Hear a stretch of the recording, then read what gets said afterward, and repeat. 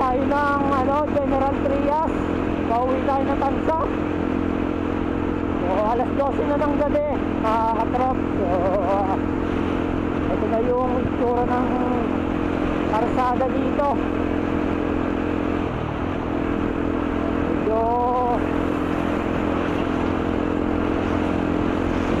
Medyo malinis na siya, mga katrop, no? Wala nang ganong bumabiyahe. Pero yun nga, kahit sabihin natin kahit malinis yung daan, alalay pa rin tayo sa pagmamaneho. Malilimutan pa rin natin yung ating bilis sa pagbiyahe. Kasi mahirap na, mga katrop. Kailangan lang natin makuwi pa rin ng maayos. Let's go! Hindi totoo yan. Bola lang yan.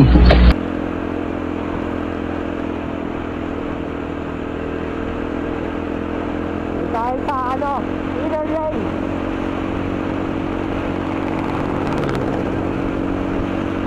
Nakapakalit lang daan, mga katrop. Parang pwede nang bumakbak ng todo-todo dito. Pero siyempre, bawal yun. Hindi pwede yun. Kaya dito, mga katrop. Nigeria! Yahoo!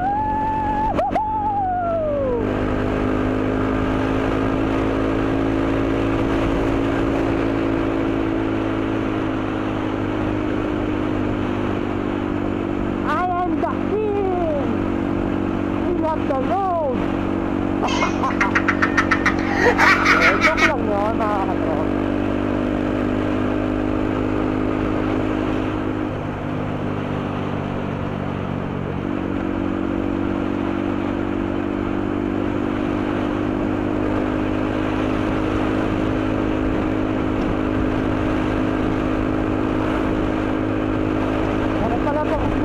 Sarap pala bumiyahe pagka ganito, no?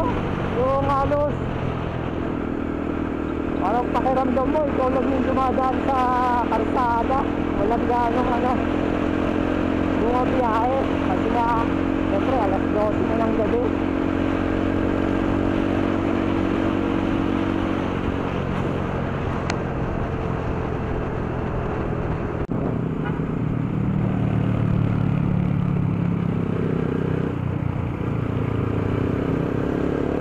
Biruin mo, nasa 13 na tayo mula Manggaan. Parang saglit lang tinakbo,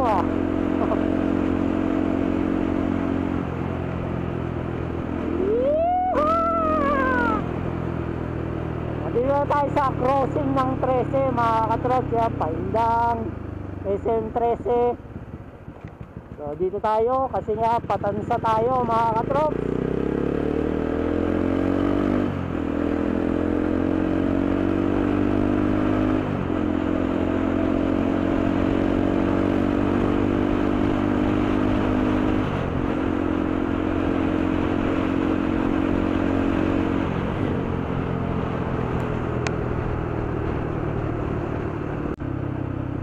Ayan, nasa Tansa na tayo, mga katrop. Tansa na!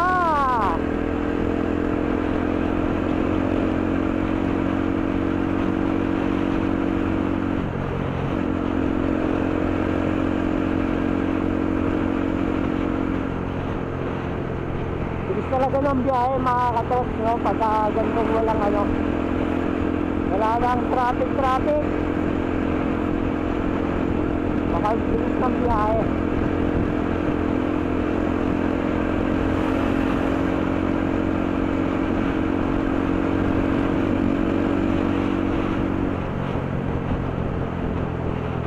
At ang maganda pa malamig. Mahirap lang mag-logulay, mga katrop, pagkagabi. Pag hindi mo kabisado yung daan, medyo mahirap dyan. Sabi natin wala ka, hindi ka masa traffic, pero syempre magiging alalay din sa pagtakbo kasi nga hindi mo kabisado ang daan. So ayun mga katrops, medyo malapit na tayo sa bahay. So shortcut na lang ako para mapabilis ang ating biyahe.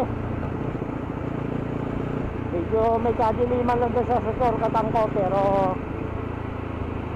tingin ko mukhang safe naman. Kaya